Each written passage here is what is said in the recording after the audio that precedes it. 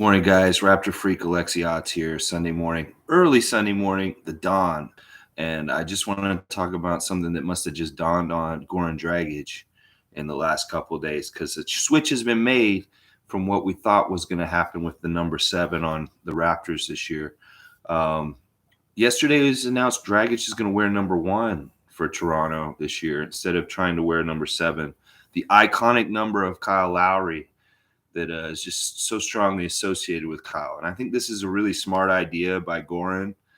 You already have a lot of animosity from the Toronto Raptors fan base for years and years of playoff battles where you you did dirty stuff to our players. Yes, you did. We have not forgotten 2015. We have not forgotten other years. And any fan base, Raptors fan base that don't understand the animosity towards Dragic and why we're like wanting to boo him when he comes here, you haven't been a fan very long. Obviously, you've only been a fan probably since we won the championship, and you don't understand the years of hate and the years of animosity. This is like if the Leafs got the enforcer from Montreal on the Canadiens for like years and years who was like dirty to us, and he came on our team, and Leafs Nation had to accept that this villain from the other team was all of a sudden our team. This is the same thing for the novice Toronto Raptor fans out there that don't understand this. I know most of y'all watching me, oh, you totally understand this Dragic stuff.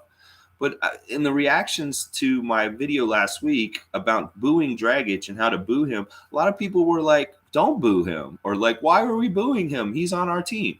You don't know anything about the history. Obviously, the Dragic was dirty. He did dirty stuff, like really dirty stuff, like taking cheap shots, like punching people like on the down low in the middle of the game and stuff like that. So you got to have the context of the history to understand why Toronto Raptor fans may hate Goran Dragic. We can't just be all lovey-dovey. We're Canadians. We don't boo people. Well, listen. All right, I want to just do a little history lesson real quick.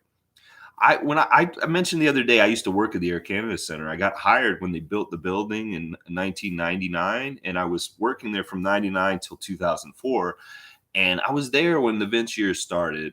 And the fans, all right, Canadian sports fans are nice people. They're nice. Canadians are just nice in general. I grew up in Florida, in Tallahassee, and I was a Florida State Seminole. I went to the university. I went to the games, the football games, the basketball games. I saw how crazy college crowds were down there. And when I first started working the Air Canada Center, I was working Mr. Sub, was concessions. I made subs in between the periods of hockey. And I had to deal with my buddy because I was a Raptor guy. He was a Leaf guy. On Leaf games, I worked my ass off so he could watch more of the game. And it was vice versa. When it was a Raptor game, he worked his ass off, and I, got to screw off a little bit and go have some fun. And one of the things I used to love to do in that era was I would go out into the concourse where the ushers stand, and I would stand there with the crowd on the 100 level near our stand, the sub stand, and I would get the crowd crazy because honestly, Canadian fans were too polite at that time. They didn't know how to cheer the NBA. They sat on their hands and were just watching. They were very quiet, and they'd only get loud when something really amazing would happen. Like if Vince threw a dunk down, everybody get loud or something. But they didn't realize how to build a crowd noise that helped the team win like we do now. This is something that was learned over the last 2 decades. The crowd in the Air Canada Center in the beginning was very docile, was very not basketball. It was almost like they were going to see theater. They would go and they just sit. So what I used to do is I used to go out into the concourse and do what basically they've hired people to do now. These spirit squad people that come out and throw T-shirts and flags and all that kind of stuff. They didn't have that at that time. I'd started doing that. I'm a concessions worker. I was wearing my apron. I was a Mr. Sub guy. And I got out there and I was like, come on. Because I was coming from a place like Florida State. And I saw how people got crazy about these teams. And I was that passionate and crazy at that time about the Raptors, even though it was, kind of scary too, because people laugh at you if you're that passionate about a team that's not that good. Like that, it was that way during the 90s as a Raptors fan. that you kind of had to hide that you were a passionate Raptor fan. And I was, even when they were losing back then. I really was. I stood up for the team in times when they were winning 20 wins a game in the beginning, like in the first 5 years. It was awful. But anyway, so I was trying to get my passion across to the crowd, and everybody just sit there and kind of, and then after a while, the kids would start following me. They'd be like, yeah, and they'd be like, yeah, and then the dad would be like, no, quiet down, son. This isn't the place. And I'm like, no, this is the place. Get crazy. Well, 20 years have passed, and a lot of those kids that I was trying to influence at that time, they've grown up. And they've taught their kids, and they've learned how to, and we matured as a fan base, and we learned how to cheer this team on right. It happened right around when Lowry and DeRozan started driving us to the playoffs about 10 years ago, was when the crowd really started to turn on and do the good stuff that we need as a home crowd and get known for being like a college type atmosphere. I love that. Because I saw it the way it was before. And I was desperately trying to get y'all up out of your seat and get loud the whole time during the game. And now, oh man, I'm so proud of Raptors Nation. So whenever somebody says, don't boo a player or be quiet or anything like that, I hate that. Because as fans, we need to be able to express ourselves as a fan base in the game. And last year, we didn't get to do that at all. So we're going to have a lot of expressing to do this year, expressions of love and whatever. And I want fans to be passionate. I don't care. Go there and get loud. Don't be typically Canadian at Raptor games. And y'all aren't. I love it. Every time the other team has the ball, we should be loud as hell so they can't hear, because that's a real advantage. Like if we're so loud when they have the ball, they can't get their offense going. It's hard to play in our arena like that.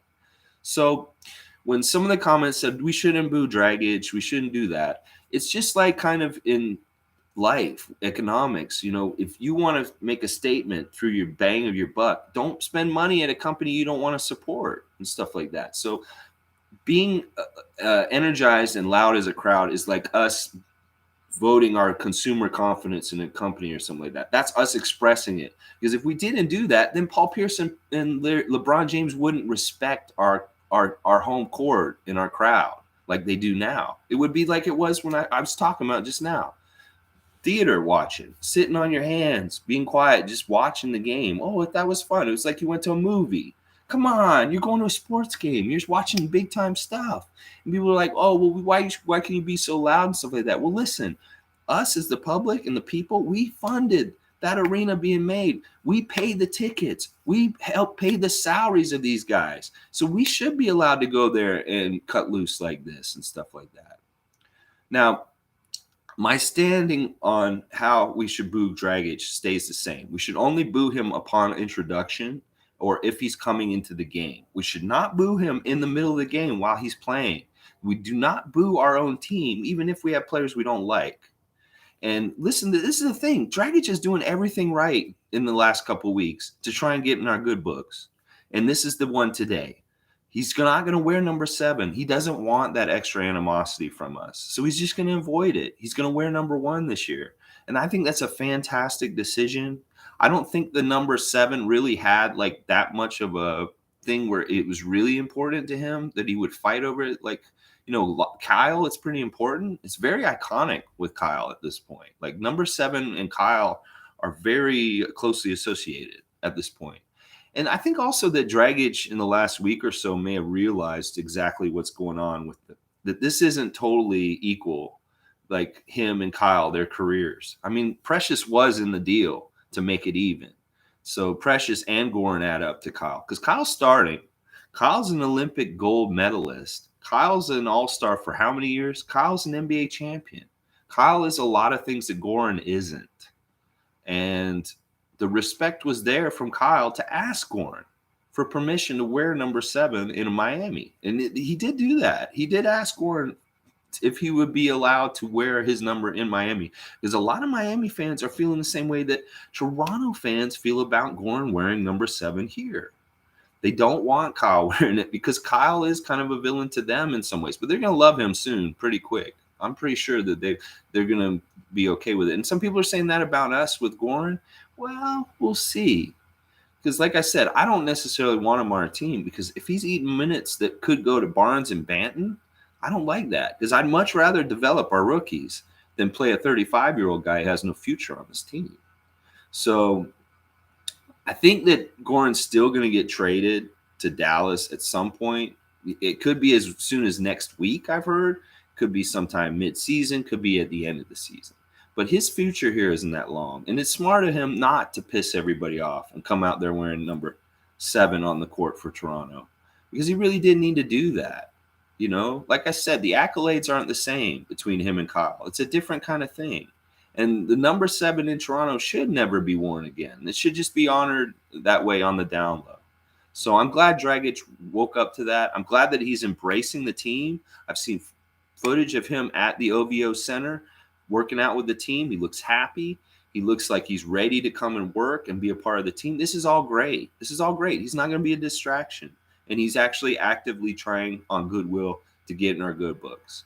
So, I mean, listen, give him one big hello, boo, and then maybe, you know, we let him play until he gets traded and everything's fine. But this is a great development. It seriously is, because then now we don't have to worry about, you know, casual Raptor fans probably won't even know that this happened, that like this crisis was averted before. The people that aren't really super paying attention until they start winning, or, you know, we get more into the season, they won't know that this happened with Dragic, and he's avoiding a lot of headaches. Honestly, he is. He's avoiding a lot of headaches by not trying to wear number 7 this year.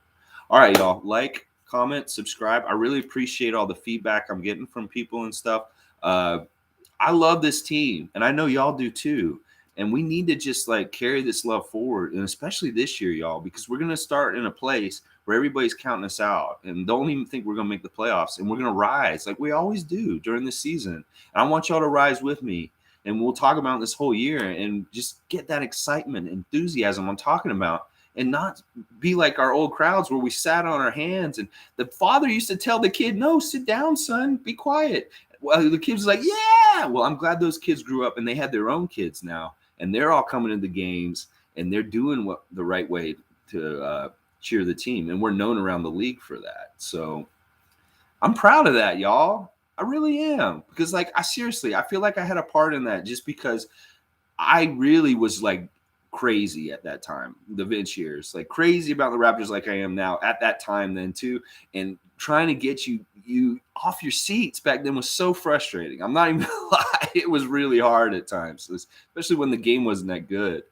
Anyway, have a great Sunday, y'all. Be thankful. Practice gratitude. Your life will always be better. Just think about the things that you have in your life that you're thankful for, because sometimes you overlook them and you focus on the things that are the worst things in your life, and you waste your time that way. Really, really appreciate the things you love today. All right? Take care, y'all. Love y'all, and go Raps. Hey.